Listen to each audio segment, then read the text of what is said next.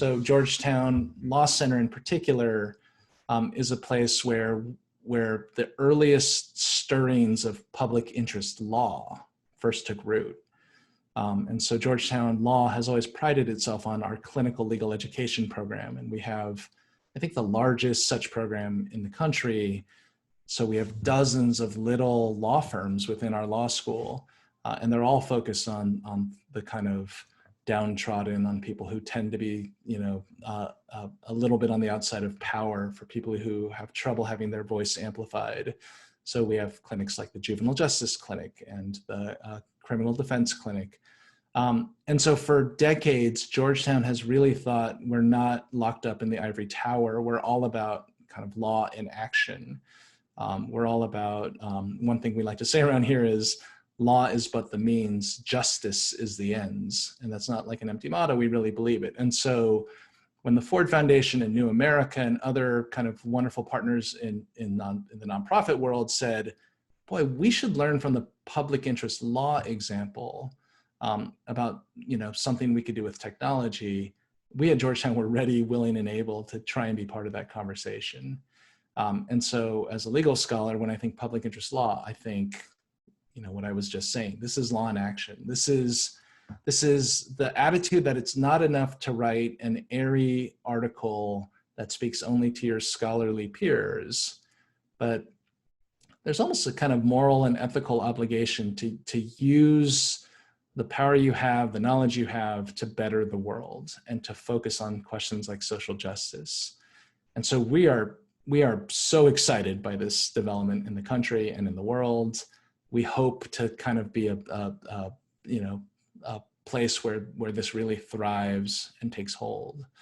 And again, tying it to this project in particular, the idea that we can get legal scholars who have had experiences with a criminal defense clinic to ask, well, what does that look like on the technology side? Do we have a clinic that's focused on privacy and surveillance? Do we have a clinic that's focused on working with startup companies to figure out what it means to build ethical products? Do we have, advocacy on Capitol Hill around something that platforms are doing?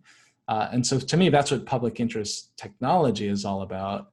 And we're just excited by this development, by the growth of this.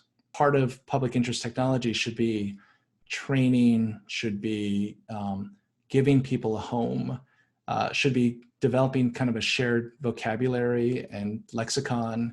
And that's hard. Like, bringing communities together is always hard. I've spent my entire career going to conferences where there are a few lawyers at the back of a computer science conference, or a few computer scientists that are at the back of a law conference. And what always happens is you spend hours just trading vocabulary. You say, oh, when you say privacy, you mean this. When we hear privacy, we think this. And so for me, that's a real barrier to public interest technology. You can't be arm's length. You can't need translators. And so what are you going to do? You're going to grow kind of hybrid people who speak both halves of this at the same time. That's how we get to the next level of public interest technology. I think it's as important as some of the substantive pieces that a lot of other projects in this network are executing. This is about the kind of pipeline. This is about the training, the types of training we give people in the pipeline. And so to me, this is a kind of an integral piece. And I'm so excited that we're part of the first set of grantees focused on the pipeline question. The thing that public interest law, among others, has done is, well, there's several things I can think of. First of all, it's just brought a different vocabulary into the legal academy, right? So it's given space for kind of new conversations about race and about class and about power that weren't solely the result of public interest law. There was a lot of theory and philosophy and everything else happening around the same time. But public interest law really was like kind of a place where that really thrived. And so that's one thing public interest technology should take from that. Like, it's about expansion of vocabulary, right? So that's one thing. The second thing is public interest law reflects the fact that both law and technology are professions, right? We are not solely fields that are about the advancement of human knowledge for its own sake.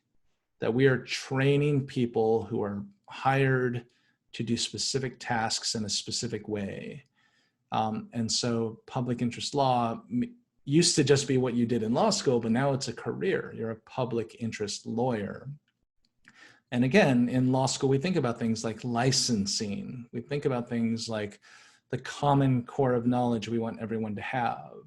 We do less of that on the software side, right? There's some of that in the engineering side, but not nearly as much on the computer science side. And so, you know, I can imagine computer science departments, and again, maybe they're not even computer science departments, public interest technology departments, thinking of themselves more as part of a professional training enterprise, and that, you know, it's not just check the box, you know, ethical courses we're having our students take, but it's about kind of creating new professionals that you put in the field that kind of live a life of service and live a life of advocacy.